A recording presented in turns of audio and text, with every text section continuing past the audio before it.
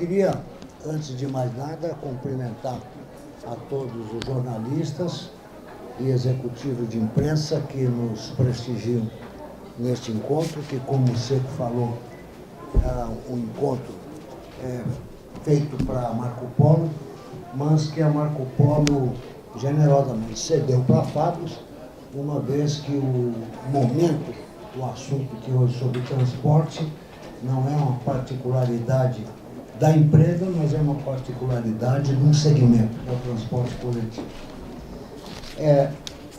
Eu queria dizer a vocês o seguinte: primeiro, logicamente, essas manifestações todas que surgiram no Brasil e que ainda não terminaram, são manifestações as quais nós devemos respeitar, como já dizia sempre o velho ditado, que a voz do povo é a voz de Deus.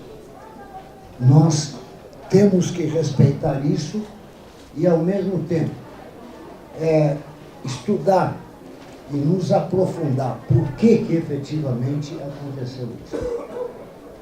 Eu iniciaria dizendo a vocês que um dos grandes problemas, se não for o maior de todos no Brasil, e a tarifa é uma consequência disso, a tarifa mais alta que as manifestações salientaram, é exatamente aquilo que todos falam, que todos batem nessa tecla e que até agora não foi resolvido, que chama-se logística ou infraestrutura, como vocês quiserem. Eu tenho um número aqui para vocês do Ministério das Cidades. Em 2002, a frota veicular brasileira, tudo, caminhão, ônibus, carreta, jamanta, tudo, eram 35 milhões e 500 mil veículos. 35 milhões e 500 mil, 2002. Em 2012, 10 anos depois, a frota hoje é 73 milhões e 700 mil veículos. Significa, houve um aumento na frota de 107%, e aí eu pergunto a vocês, quanto a nossa infraestrutura aumentou? Se a infraestrutura nossa, com esse aumento de frota de 107%, se ela aumentou 5%, foi muito. Então, vocês observam, os governos, não o governo, todos os governos, governo federal, municipal e estadual, não houve investimento razoável dentro de infraestrutura, dentro das regiões urbanas, nos centros urbanos. O que se construiu de corredores?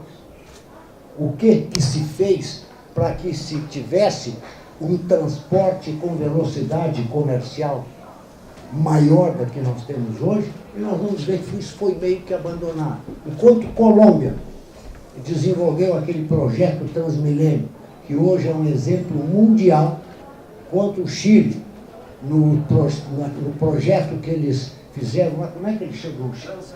Transantiago, onde se jogou mais de 2.600 ônibus quase num ano.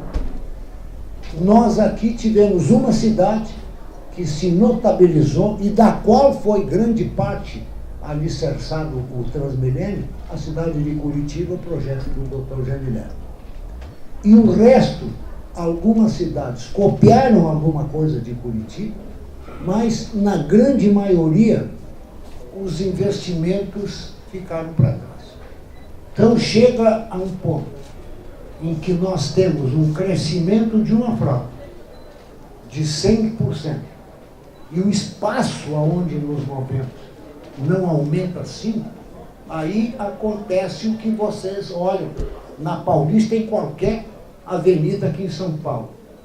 O ônibus que carrega lá 70, 80 passageiros, brigando com uma montanha de automóveis que leva um passageiro por viagem, com carreta, com moto, com caminhão, tudo ocupando o espaço que deveria ser um espaço privilegiado do ônibus e um corredor. Ou seja, o que o americano chama, uma via dedicada, uma via segregada, exclusiva para o ônibus.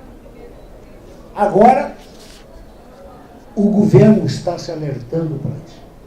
E hoje, ainda ontem, o empresário lá de Porto Alegre me ligou hoje de manhã e disse, olha, eu estive ontem numa avenida que chama-se Assis Brasil, uma avenida importante que leva ali para os bairros industriais, onde existem as fábricas.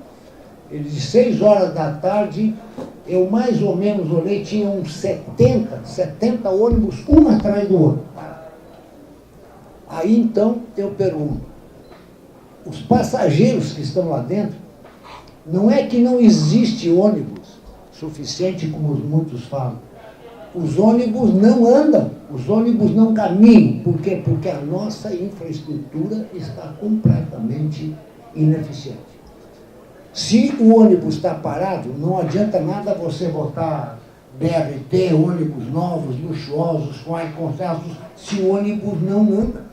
O que nós precisamos é aquilo que a gente vem falando, é a razão da nossa feira, é lutar por uma mobilidade aonde nós tivermos uma velocidade comercial que possa chegar dentro das cidades a casa dos 25, 27 quilômetros por hora, nós vamos mudar completamente a fisionomia do sistema. Hoje, a cidade de São Paulo, se tiver uma velocidade comercial entre 9 e 10 quilômetros, a gente já levanta as mãos para o céu. Na hora do pico, se vocês forem bons de caminhada, vocês vão mais ligeiro a pé do que de ônibus. Então, isso tudo criou esse descontentamento. O ônibus não anda. Vocês sabem que, pela própria Constituição, todo o serviço público ele tem que ter um equilíbrio econômico-financeiro. Senão, principalmente se ele é privatizado, senão ele quebra. E aí o serviço prestado é muito ruim. Então, para atingir esse equilíbrio econômico-financeiro, as empresas precisam ter rentabilidade, elas têm que ser rentáveis. Aí o que acontece? Com esses congestionamentos, o empresário já me disse, há 25 anos atrás, eu fazia 10 viagens redondas por dia. Hoje eu faço 5. Eu transportava no passado uma média de 1.000 a 1.100 passageiros por dia por ônibus. Hoje, quando tudo está bom e não chove, eu levo 500, 480, 550. Então, o resultado, derrubando a eficácia do transporte da empresa, a empresa não fatura, ela não tem rentabilidade, e o que acontece? Ela vai na municipalidade, no poder concedente, e vai pleitear uma tarifa maior, para poder ter o equilíbrio econômico-financeiro. Então, um dos grandes, e se não for o maior vilão de toda essa história que nós estamos sentindo, é exatamente o descaso que as autoridades públicas, sejam federais, estaduais e municipais, tiveram no que diz respeito à infraestrutura viária e à infraestrutura rodoviária que nós temos no país.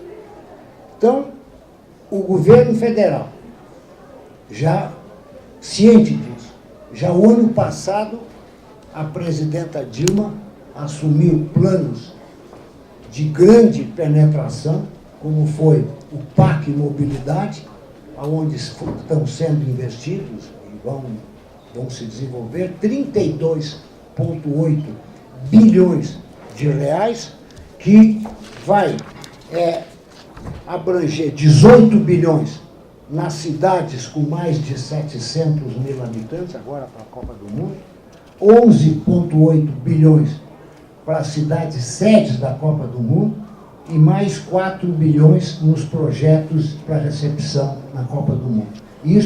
Esse PAC Mobilidade é uma operação já muito voltada para o sistema de transporte, porque uma Copa do Mundo, apesar de todas as críticas que aconteceram, que se investiu em estádio, não se investiu em outros segmentos, indústria, em educação e saúde, mas uma Copa do Mundo é o troço que os brasileiros pediram.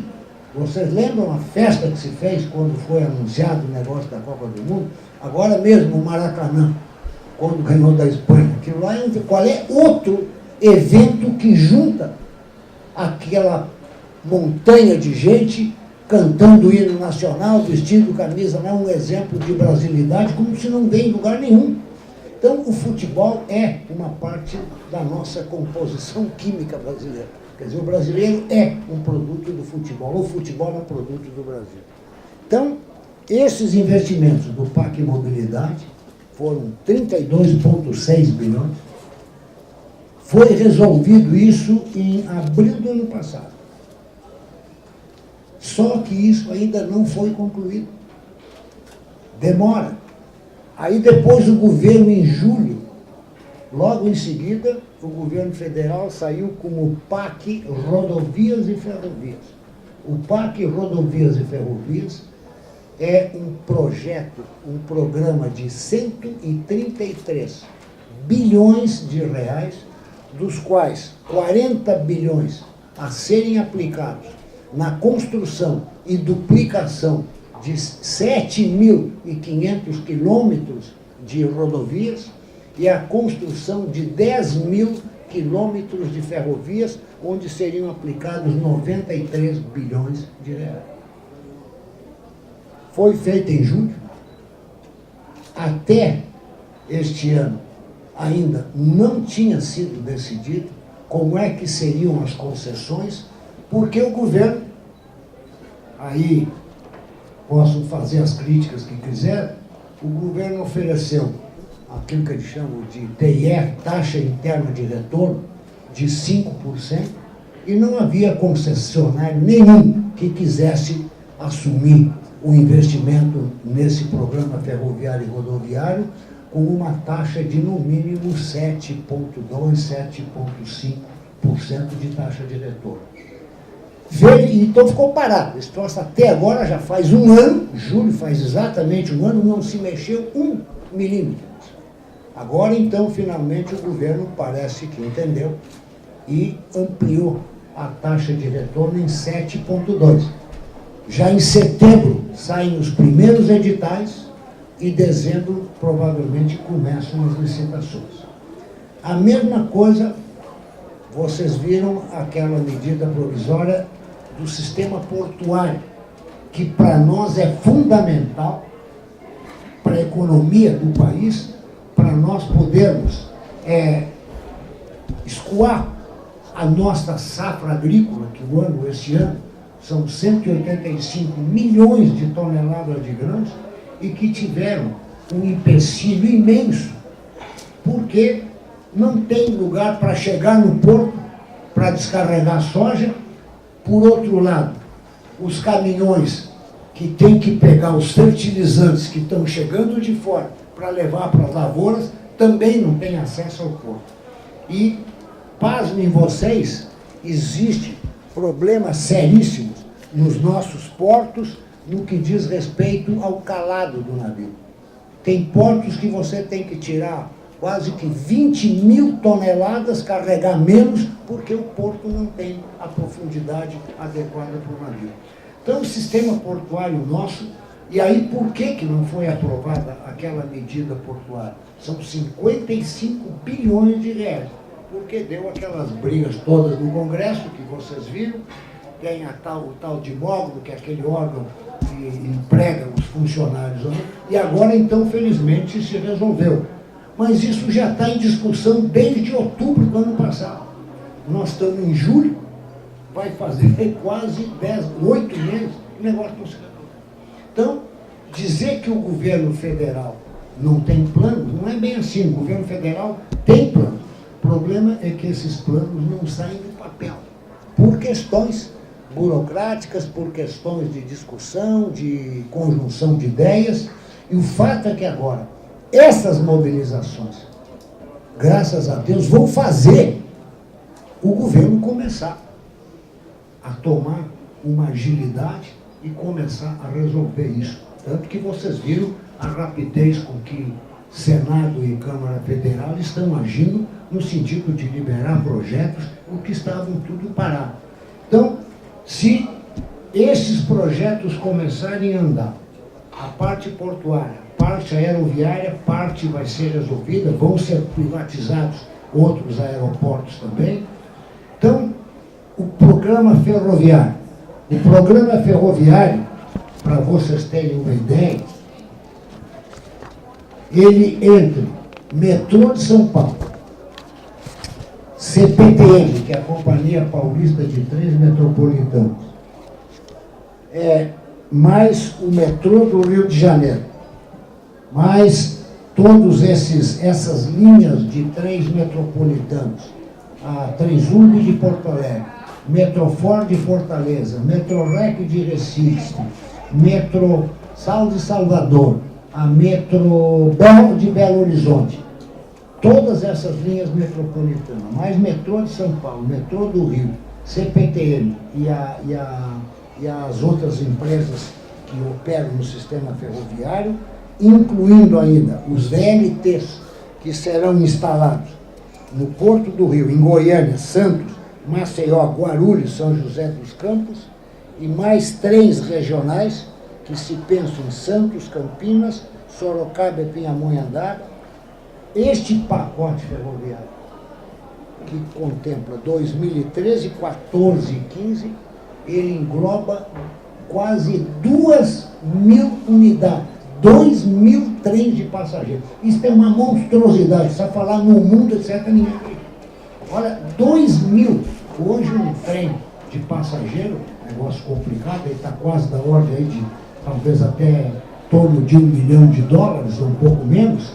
Se nós falarmos em 2.000, nós estamos falando em 2 bilhões de reais nesse negócio. É uma verdadeira loucura o que está se fazendo em termos de transporte ferroviário. A hora que isso começar a entrar em operação, o passageiro vai ter uma opção, porque hoje o passageiro não tem muita opção. É ônibus ou não é ônibus. Então, ele agora vai ter a opção do transporte ferroviário, vai ter uma infraestrutura. Quantos quilômetros? Aqui para vocês terem uma ideia. Em termos de quilômetros, estão sendo até 2014 construídos 250 quilômetros de via dedicada e até 2016, mais 2 anos, mais 1.272 quilômetros. Então, em 2 anos, serão construídos 1.500 quilômetros de corredores. Nós vamos ter, neste pacote, entre BRTs e ônibus novos, o lançamento de 9.000 ônibus novos no programa e 442 estações de embarque e desembarque de ônibus. Então, isto tudo é trabalho que estava sendo, porque foi projetado pelo governo, mas que a calmaria tradicional no governo, onde se discute e as coisas não se resolvem, essas manifestações, elas estão tendo um grande mérito, elas estão fazendo o pessoal começar a resolver. Isso aqui, existe o dinheiro, existe o programa, agora tem que ser resolvido isso, não mais de forma partidária, mas de forma técnica, de forma visando o bem da sociedade e como isso pode melhorar o nosso sistema de transporte. Então, isto tudo, com esse transporte, sistema ferroviário e o sistema de ônibus com os corredores, nós teremos, sem dúvida nenhuma, uma maior mobilidade, e esta maior mobilidade, vocês que não operam em indústria, a falta de mobilidade no Brasil é que está nos reduzindo o poder de competição com a indústria chinesa. Eu comecei a fazer vários testes e pesquisas em balanços de empresas, pequenas, médias e grandes. É muito raro uma empresa no Brasil ter o item frete. Frete significa logística. Onde você anda na estrada, no caminhão, seja lá onde for. Rara empresa que tem as despesas de logística de frete inferior a 7 a 10% do faturamento. Isso é uma barbaridade. A gente nota nós fizemos uma ocasião aqui na Fiesp, no departamento de exportação. Um contêiner vindo da China, Xangai, até o Porto de Santos. Ele anda 38 mil quilômetros, leva 17 mil quilômetros, anda 38 horas viajando, chega no Porto de Santos, o preço, $2.650, um contêiner de 20 peças. Pega esse contêiner, põe em cima de um caminhão, sobe a Serra de Santos, deixa ele em qualquer lugar aqui na cidade de São Paulo. Ele anda 80 quilômetros, vai levar aí 2 horas, 2 horas e meia, dependendo do tráfego. Preço, 2.600. É quase a mesma coisa. Você trazer um troço de Xangai, ou trazer um troço de Santos até São Paulo, o preço é o mesmo. Então, tudo por quê? A nossa infraestrutura, ela é, o preço hoje, enquanto que um contêiner de carga e descarga no Porto de Santos é $250 por contêiner, lá no Xangai, na China, ele está em torno de $80, $90 por contêiner. Isto vai, o que significa isso? É logística. Então, a logística, a mobilidade, tudo isso está fazendo com que a nossa indústria esteja sofrendo um verdadeiro nocaute no nosso poder de competição, e vocês estão vendo os déficits que estão acontecendo na balança de pagamento nossa, né? Balança comum de pagamento, balança comercial, porque a indústria nossa, transformação, onde nós operamos, que antes, há 15 anos atrás, representava 23% do PIB, hoje essa indústria, em 2010, baixou para 13%, em 2011 ela caiu para 12%, e se tudo ajuda ainda, talvez nós cheguemos em 2013 com a indústria de transformação representando não mais do que 11%. E isso tudo se desmanchou porque nós estamos perdendo o poder. Claro que entre isso tem dólar, estava muito baixo, nós temos todo o problema da carga tributária, temos o problema de leis sociais, temos problema de taxa de juros, mas um grande impacto que está liquidando com o nosso poder de competição é a mobilidade. Se você não se move, você não consegue crescer. Então, essas medidas que o governo está fazendo, elas irão impactar de uma maneira extraordinária todo esse sistema nosso de mobilidade. E aonde você tiver mobilidade, você se move mais rápido, você, no ônibus, tem mais produtividade no transporte, e tendo mais produtividade no transporte, a demanda por tarifas mais altas, ela deixa de existir. Então, este é um panorama extremamente importante de ser levado em consideração. É importante que vocês, jornalistas, homens de imprensa, nos ajudem a revolucionar esta infraestrutura. Se esses movimentos conseguirem fazer com que haja uma revolução, uma rapidez de instalação na infraestrutura, eu diria, foram movimentos essencialmente válidos, porque isto é fundamental para o país se locomover. Vocês viajam para o exterior? Eu agora mesmo vim dos Estados Unidos, na outra semana estive lá em Genebra, no Congresso do Transporte da UITP. É outro. Quer dizer, o negócio, a mobilidade, os países se mexem. Porque aqui o Brasil é um troço. Um outro, então, problema, agora visando todas essas demandas de redução de tarifa, isso, se nós vamos debater aqui, nós vamos ficar um dia inteiro conversando e talvez não cheguemos à conclusão. Mas o que é importante lembrar é que nós temos no Brasil, e isso eu não ouvi ninguém falar, nós temos no Brasil uma coisa que nenhum país do mundo tem, que chama-se Vale Transporte. E você sabe que através do Vale Transporte, foi uma das grandes conquistas do setor urbano, o usuário, ele tem comprometido, no máximo, 6% da sua renda em transporte. Por exemplo, se o cara ganha R$ 1.000 por mês, ele fica comprometido com o transporte apenas R$ 60 por mês. Se ele toma 4 conduções por dia, de R$ 3 cada uma, são 12, vezes 20 dias de trabalho, são R$ 240, a empresa é obrigada a pagar a diferença de 240 menos 60, ou seja, R$ 180, a empresa onde ele trabalha é obrigada a pagar. Então, o Vale Transporte, na realidade, que muitos eu ouvi aí, o cara paga 30% de transporte, não é verdade. Paga se ele estiver informalmente trabalhando sem carteira de trabalho. E se isto existe, é uma ilegalidade. Então, que tratem-se de legalizar, porque na realidade não é o que está se falando. O Vale Transporte hoje foi uma conquista extraordinária, porque vocês podem olhar, por mais vocês não veem nessas manifestações públicas operários, que trabalham em fábricas, em comércio, não tem. Porque esses têm o Vale Transporte, as empresas pagam o Vale Transporte. Agora, estudantes, e a gente não sabe o que vem acontecendo. Agora o governo estudante, bom, queremos passe livre.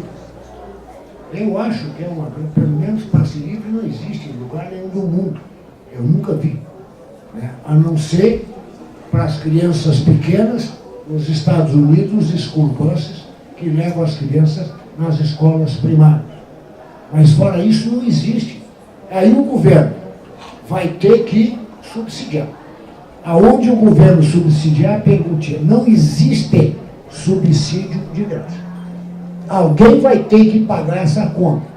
E quem vai pagar essa conta é exatamente o aumento. O governo vai pagar isso através de aumento de impostos, através, sei lá de quê, e os outros, que não tem nada a ver com o transporte do estudante, vão acabar. Nós vamos pagar a conta disso. Então, eu acho que é uma coisa extremamente importante, uma discussão nossa, empresários, nós estamos mesmo agora organizando painéis para nós, fabricantes, junto com os operadores e junto com órgãos de governo, começarmos o poder concedente, o poder operador e o poder fabricante, para que a gente possa surgir com ideias de como criar uma situação. Porque existem coisas, por exemplo, absurdas. Vocês sabem que no setor aéreo não existe ICMS na passagem do setor aéreo. Não tem. E no ônibus rodoviário o cara paga 12% de ICMS. Quer dizer, o ônibus que é para pobre, paga. O avião que é para rico, não paga. O querosene do avião a jato é subsidiado. O diesel. Quer dizer, então, tem uma série de coisas que vai ter que se começar agora a botar na mesa e que antes a gente não falava, tinha vergonha de falar, ou não interessava falar, essas coisas vão vir à tona. Eu acho que a grande mérito das manifestações públicas, e isto, a manifestação pública existe, eu acho, desde os tempos dos faraós, elas fazem com que a vida, com que os meios de vida e a sociedade possa ter condições melhores de sobrevivência. Então, eu procurei dar a vocês umas ideias gerais do que se passa. Nós esperamos que o governo possa vir com soluções rápidas para poder amenizar ou criar uma perspectiva futura de progresso dentro do sistema de transporte, visando principalmente infraestrutura, logística, para fazer com que nós tenhamos uma mobilidade digna, e não a mobilidade que hoje existe em São Paulo, onde, em geral, as pessoas levam 3 horas para se deslocar. Casa, trabalho, trabalho para cá.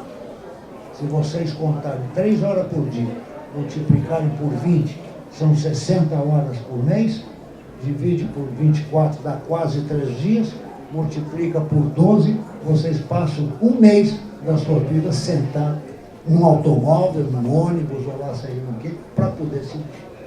Porque é uma coisa absolutamente estúpida. Eu vejo no hotel onde parto, tem ali aquelas televisões que marcam congestionamento, lentidão, eles chamam. 120 km por hora. Tem dia 250. Você imagina o que é uma lentidão de 250 km por hora? Quer dizer, troço desse não existe. Você fala isso na Europa, os caras estão loucos. Isso é coisa para tribo de índio, lá sei eu, 250 km. Isso, aí é que está. Então, tudo isso é monitorado. Então, isso aí eram as colocações que eu queria fazer a vocês.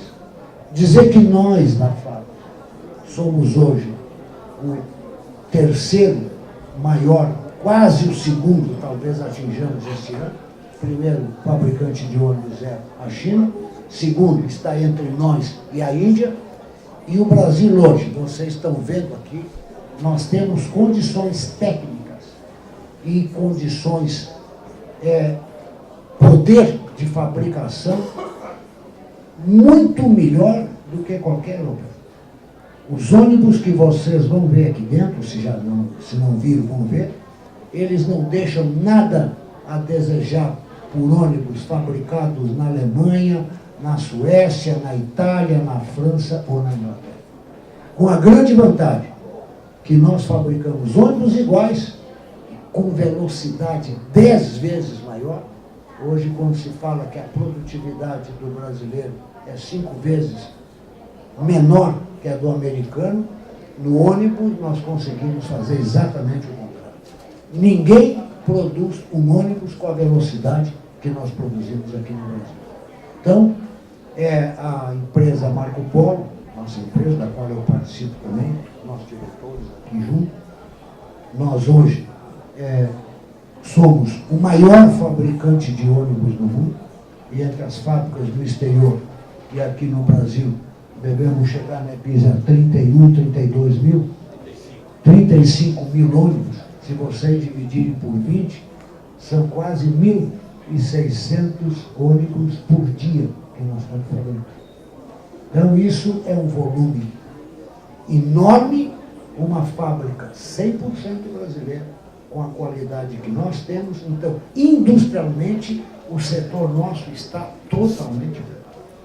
Nós precisamos que vocês, através da empresa, que tem a caneta e o microfone na mão, nos ajudem a resolver esses problemas infraestruturais, a resolver esses problemas de, eventualmente, desonerações que se precisam, subsídio ao próprio diesel, por que não tem corte de ICMS, aí ampliar mais o sistema de desoneração para que as tarifas possam ser reduzidas, a tarifa reduzindo, o passageiro vai, um dos próprios anseios da NTU sempre foi reduzir a tarifa. Você reduz a tarifa, atrai mais passageiro. Agora, quando essa tarifa não tem como ser reduzida, então, através da área do governo, você sabe que hoje, nós na indústria, 38% do que nós produzimos na indústria, faturamento nosso é carga tributária. 38% da tributária. Então, se não mais 7 a 8% de logística, vocês podem imaginar em que mato sem cachorro que nós estamos vivendo. Então, hoje, o industrial tem que ser muito competente, muito eficiente para poder sobreviver com essa carga violenta, sem contar que a nossa taxa Selic de juros é 8%. Comparado, nós fizemos até uma vez, o BISE coordenou isso aí, nós temos a nossa hora na Marco Polo em torno de R$53, né? A hora nossa é o seguinte, pega todas as despesas e divide pelo número de horas efetivamente trabalhadas, não para trabalhar. Dá R$53 por hora. O mesmo critério aplicado na Índia, quanto é que deu? 5. Então vamos competir com. Então isso tudo eu já levei para a Fiesp, já levei para a CNI. O poder nosso de competição é difícil. Então, a gente pensa, né, por que a Marco Polo hoje está investindo no exterior? Porque nós temos que ter base. Né, que nem o americano tem as bases de ataque por tudo que é ilha que tem na Europa, porque o dia que chinês, ou indiano, ou coreano vier nos atacar, nós temos a nossa artilharia colocada lá fora para nos defender. Então, eu agradeço então a atenção de vocês. Estamos aqui para poder responder perguntas e dúvidas que vocês tiverem, mas principalmente vocês, como homens de imprensa, nós temos que ser um pouco idealistas nisso, nós temos uma missão pela frente e vocês têm a caneta na mão. Vocês têm a espada, vocês são aqueles que podem agredir e mudar completamente esse cenário, levando colocações de que temos planos na frente, de que esses programas têm que ser implementados, agilizar o governo, agilizar câmaras, agilizar o poder legislativo, o poder executivo e o poder judiciário. Então, meus prezados, eu agradeço e ficamos aqui à disposição para perguntas que vocês eventualmente tiverem. Obrigado. Senhor Martins, muito obrigado. Só para a gente ter uma noção, isso pode variar de município para município, de acordo com o ISS, mas em média, então, quanto por cento a gente paga de imposto na passagem de ônibus? Esse cálculo? Olha, esse cálculo, ele foi feito no urbano, eu casualmente não tenho aqui a planilha, mas nas planilhas de todas as municipalidades, tu pede em qualquer empresa, eles têm isso aí. Eles têm até um círculo direitinho, quanto é que custa a peça, quanto é que custa o combustível, quanto é que é a mão de obra, quanto é que é o imposto, tem tudo. Eu tenho esse troço, mas não trouxe aqui para mais querendo, depois tu me deixa teu cartão, eu te mando. Tenho lá de Porto Alegre, tá? Aqui deve ser o mesmo aqui de São Paulo, porque a tarifa é calculada dentro de um sistema, de acordo com as cargas que existem no município, a tarifa ela tem que compensar isso aí para poder atingir o tal equilíbrio econômico financeiro. Antônio Martins, para a gente conversar aqui para o telespectador do canal do ônibus, como que a indústria vê essas manifestações populares? Qual é a opinião da indústria de ônibus hoje em relação a essa voz das ruas? As manifestações populares, elas visam um melhor transporte, que ela tem várias demandas, mas uma delas fala em educação, fala em saúde, fala em corrupção, fala em segurança, mas uma das reivindicações das manifestações é transporte. E toda manifestação que vem em busca de uma melhoria de transporte, de uma melhor logística e de uma melhor velocidade comercial, que representa conforto para o passageiro, nós da indústria só podemos apoiar. Houve um descaso por parte do governo durante, eu digo governo federal, estadual, municipal e não só partidos e gestões, em relação à mobilidade e infraestrutura durante toda a história do país? Muitíssimo. Tanto, se não fosse descaso, não haveria esse desequilíbrio entre crescimento da frota e o crescimento da infraestrutura. Agora, veja bem, nós não estamos absolutamente jogando culpa no governo da presidenta Dilma. Infraestrutura não é que tirar coelho de cartola que tu consegue da noite para o dia. Infraestrutura são de anos.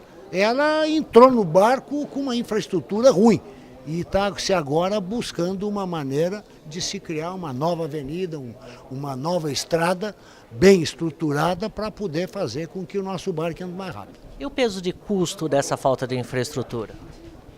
É imenso. Só essas manifestações quanto é que estão custando.